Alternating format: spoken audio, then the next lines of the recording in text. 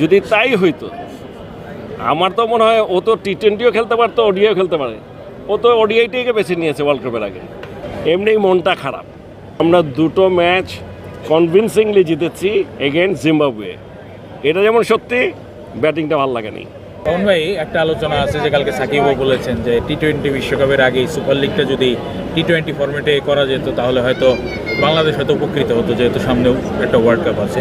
মানে আপনারও কি হঠাৎ করে এরকম কিছু কি মনে হচ্ছে কিনা যে আসলে এই ফরম্যাটে এই গরমের মধ্যে যদি ওয়ানডে না করে যদি টি-20 একটা টুর্নামেন্ট হতো, যেমন আফগানিস্তানের মতো দল ওরা কিন্তু একটা টুর্নামেন্ট করছে, ওদের সব প্লেয়ারদের নিয়ে একটা টি-20 টুর্নামেন্ট করছে, আন্ডার-19 হতে ন্যাশনাল টিম সব ধরনের প্লেয়াররা থাকছে আর কি টি-20 প্রস্তুতির জন্য।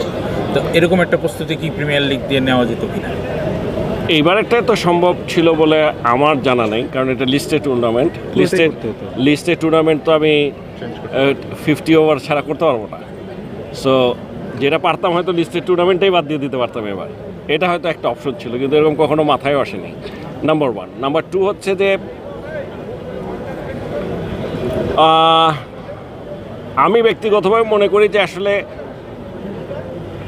এই মুহূর্তে আমরা এই যে জিম্বাবুয়ের সাথে সিরিজটা খেলছি, তার এটাও তো টি-20, তার আগেই কিন্তু আমরা বিপিএল খেলেছি এবং একটা জমজমাট বিপিএল আমরা দেখেছি, প্রতিদ্বন্দ্বিতাপূর্ণ।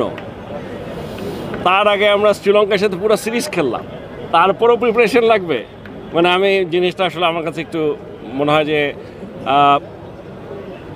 এমনিই বলেছে বলে আমার ধারণা। কারণ আমি আপনাকে বলি, যদি তাই হইতো, আমার তো মনে হয় ও তো টি-20ও খেলতে পারতো, ওডিআইও খেলতে পারে। ও তো ওডিআইটাকে বেছে নিয়েছে ওয়ার্ল্ড কাপের আগে। মানে আমার মনে হয় দুষ্টামি করেছে আপনাদের সাথে।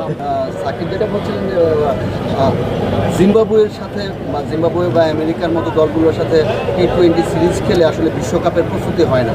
এর চাইতে ঘরোয়া লিগে যদি ওটা ওই প্রসঙ্গে বলেছিলেন যে ঘরোয়া লিগে যদি করা যায়, এটা কী করা যাবে ঘরোয়া লিগে? আমি কি সুপার লিগটা হঠাৎ করে লিস্টে টুর্নামেন্টের টি-20 করে দিতে পারি? এটা কি ইচ্ছা মতো করা যায়? মানে এটা তো কোনো সুযোগই নাই। আর নাম্বার 2, জিম্বাবুয়ে এটা তো আমাদের এফটিপি আইসি, আগের এফটিপি করা। এখানে তো মানে আমি বুঝতে পারছি না যে এগুলা, আমার মনে হচ্ছে আমি যেটা বললাম, এই যে আপনারা এটা নিয়ে এখন কথা বলছেন, প্রশ্ন করছেন, এটার জন্যও বলে গেছে বিশ্বকাপ একদম সামনে, ঠিক আছে?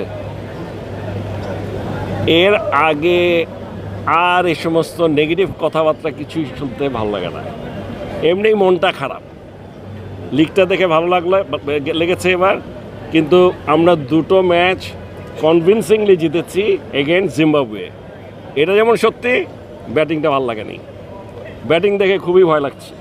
সো এটা তো মানে এইগুলো হলো এখনকার আলোচনার বিষয়। আমি মনে করি যে আমার যে ধারণা ছিল তার চেয়ে ভালো আমরা জিম্বাবুয়ের এগেনস্টে যে খেলাটা হচ্ছে, সিরিজ 2টা ম্যাচ দেখেছি, বোলিং কিন্তু ভালো করেছে। এবং সাইফুদ্দিন এতদিন পরে এসে যেভাবে বল করেছে, শেখ মাহিদি যেভাবে বল করেছে, তাসকিন তো একেবারে মনে হচ্ছে যে বিধ্বংসী। সো এগুলো দেখে ভালো লেগেছে। আমাদের মুস্তাফিজ আইপিএলে খুব ভালো খেলে এসছে। হ্যাঁ, হৃদয় না বললেই আবার খারাপ হয়ে যাবে। হ্যাঁ, না মানে ওর এখন অনেক শিখার আছে। ঠিক আছে, ব্যাটিং নিয়ে বলছিলেন, ওপেনিং এ লিটন দাস এখনো অফ ফর্মে, মানে তার ব্যাটিংটা নিয়ে কি দুশ্চিন্তা হচ্ছে কিনা? ওপেনিং প্লেয়ারটাকে আরেকটু ভালো হলে। আমি আপনাকে বলি, আসলে সমস্যাটা হয়েছে কি, সাথে আবার আইপিএল চলছে। আর এইবারের আইপিএল দেখে মানে কিছু বুঝতে পারছি না, এটা কি হচ্ছে নাকি। মানে 250-60 করলেও বলে জিততে পারে না।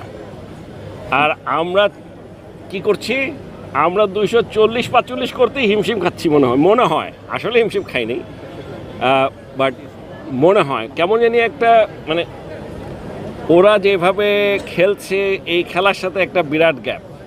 এবং এই গ্যাপটা কিন্তু গতবারও মনে হয়নি, 1 বছর আগেও এরকম মনে হয়নি, এবার যতটা গ্যাপ মনে হচ্ছে।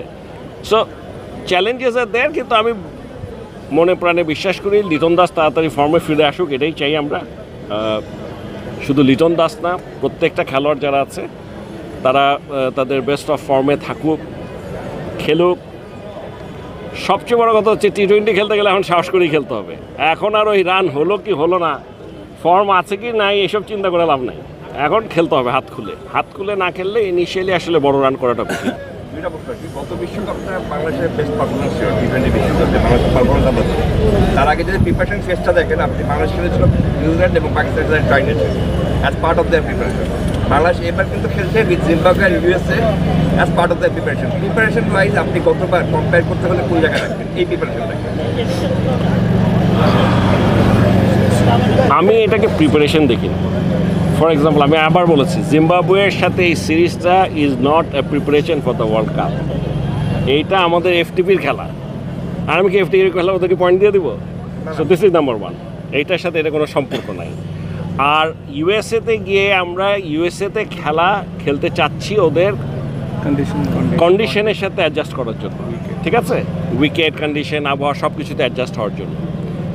আমাকে যদি জিজ্ঞেস করেন তাহলে আমাদের আগেই এটা শেষ করা উচিত ছিল। আপনি যদি প্রিপারেশন বলেন, এইটাই 2 সপ্তাহ আগে প্রিপারেশন নেওয়ার কিছু নাই, যা করার আরও আগেই শুরু করার কথা ছিল। এবং আমি মনে করি যে আমাদের যে কয়টা সিরিজ খেলেছি, এই যে শ্রীলঙ্কার সাথে পুরো সিরিজটা খেললাম, এই যে এবারে বিপিএলটা জমজমাট হলো, ভালো খেলা হয়েছে, এটাতেই মোটামুটি প্রিপারেশন হয়ে যাওয়ার কথা। আর বেশিরভাগই তো আমাদের এখানে যেটা হচ্ছে এইবারের টিমটার সবচেয়ে বড় অ্যাডভান্টেজটা হচ্ছে যে এখানে অভিজ্ঞ এবং মোটামুটি নতুন একটা ভালো কম্বিনেশন আছে।